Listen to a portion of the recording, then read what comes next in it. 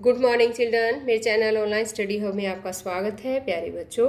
आज हम fourth class की इंग्लिश की book my book of English का lesson 2 Abu Ali counts his donkeys का ग्रामर पार्ट करना सीखेंगे।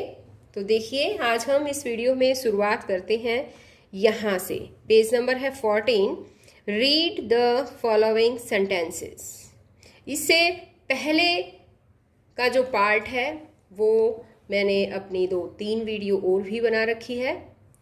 तो अगर आपने वो नहीं देखी है तो मेरे चैनल ऑनलाइन स्टडी हब पर जाकर आप वो वीडियोस भी देख सकते हैं और अच्छी तरह से ग्रामर पार्ट को सोल्व करना सीख सकते हैं।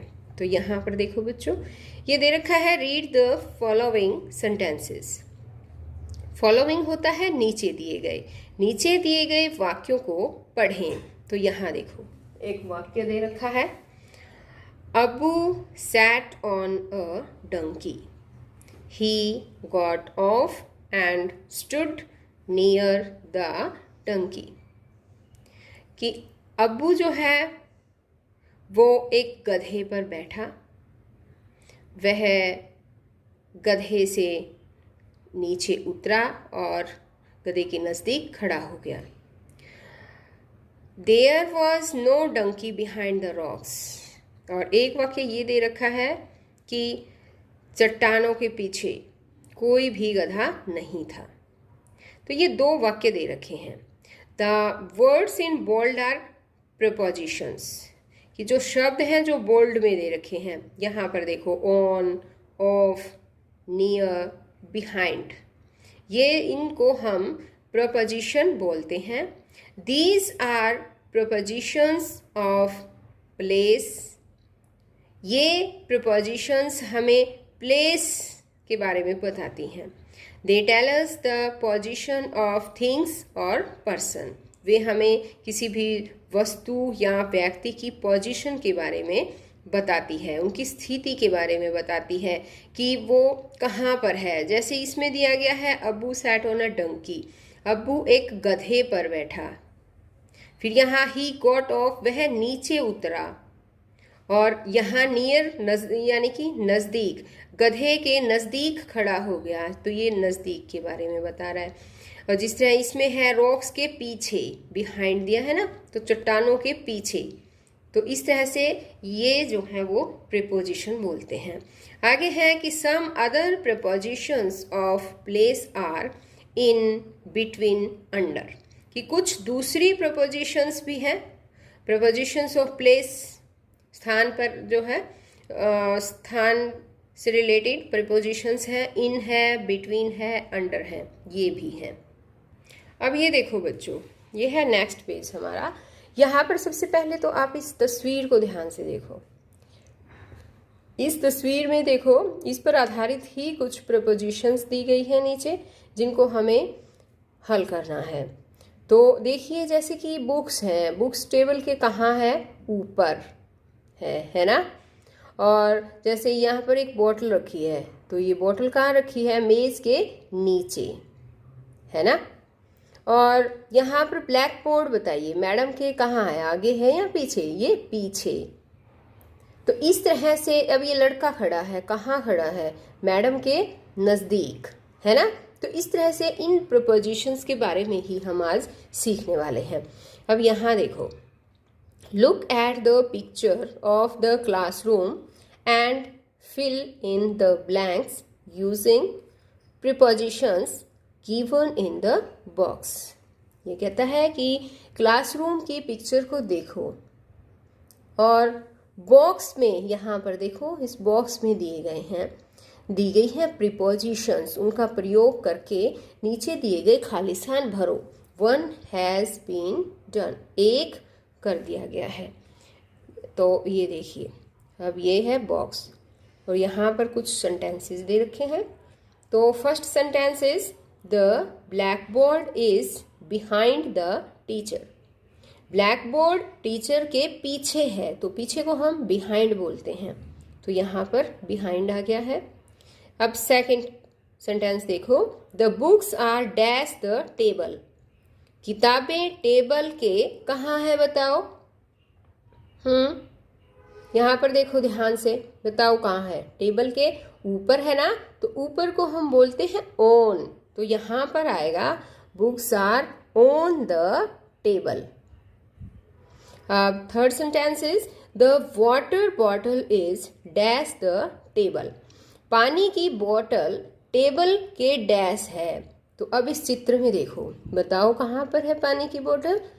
टेबल के नीचे, और नीचे को क्या कहते हैं इंग्लिश में पता है? अंडर। तो यहाँ पर आएगा अंडर। ये क्या बन जाएगा? The water bottle is under the table. Next sentence is the teacher is standing dash the table and the blackboard। तो टीचर जो है वो खड़ी है टेबल और ब्लैक बोर्ड के किस में? बीच में। और बीच को क्या कहते हैं पता है? बिटवीन। तो इसमें से देखो, यहाँ से ये बिटवीन हम यहाँ पर लिखेंगे। बिटवीन मीन्स क्या होता है पता है? बीच में। अब नेक्स्ट सेंटेंस है There is a book dash the teacher's hand। Teacher के हाथ में एक बुक है। तो मे के लिए कौन सा प्रपोजिशन यूज करते हैं पता है? इन। तो यहाँ पर आएगा इन। There is a book in the teacher's hand। ये नेक्स्ट सेंटेंस है There is a little boy standing dash the teacher।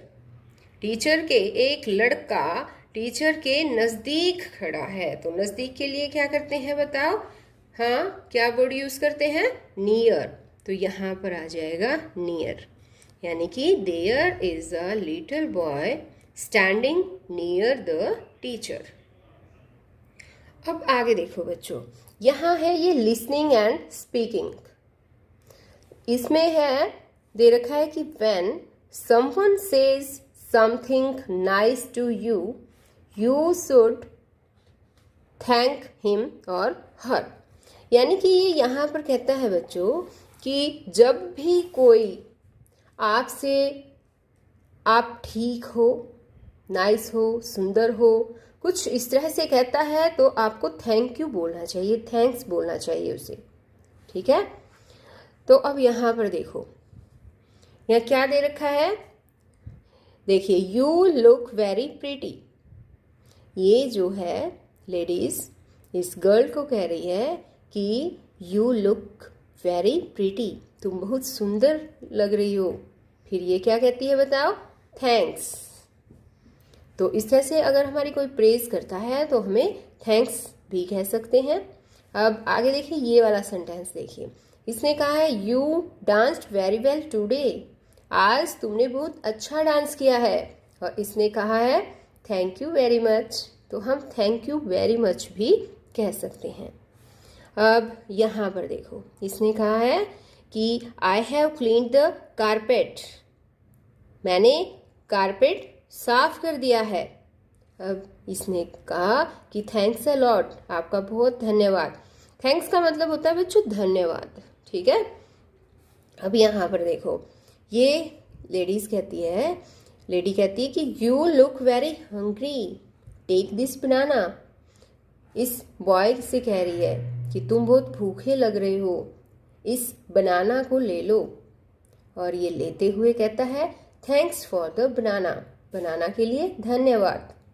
तो बच्चों, इससे आपने क्या सीखा बताओ?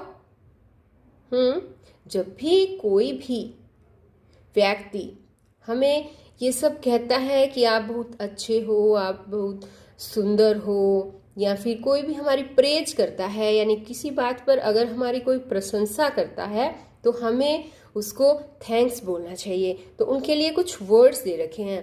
हम थैंक्स भी कह सकते हैं, थैंक यू वेरी मच भी कह सकते हैं, थैंक्स अ लॉट भी कह सकते हैं, और थैंक्स ओनली थैंक्स भी कह सकते हैं, है ना?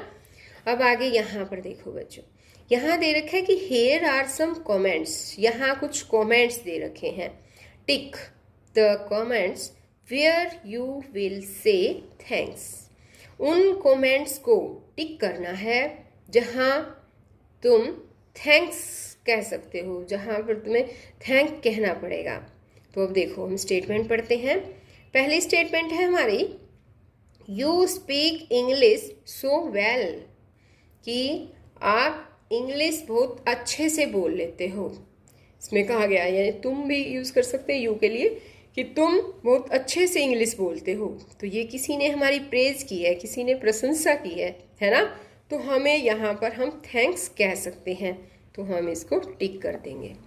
अब देखो सेकंड स्टेटमेंट है, यू स्टॉल माई बॉल, तुमने मेरी बॉल चुराई। तो यहाँ पर तो थैंक्स नहीं बनता, तो इसका उत्तर तो हमें यस और नो में ही देना होता है ना। तो यहाँ पर थैंक्स नहीं कह सकते।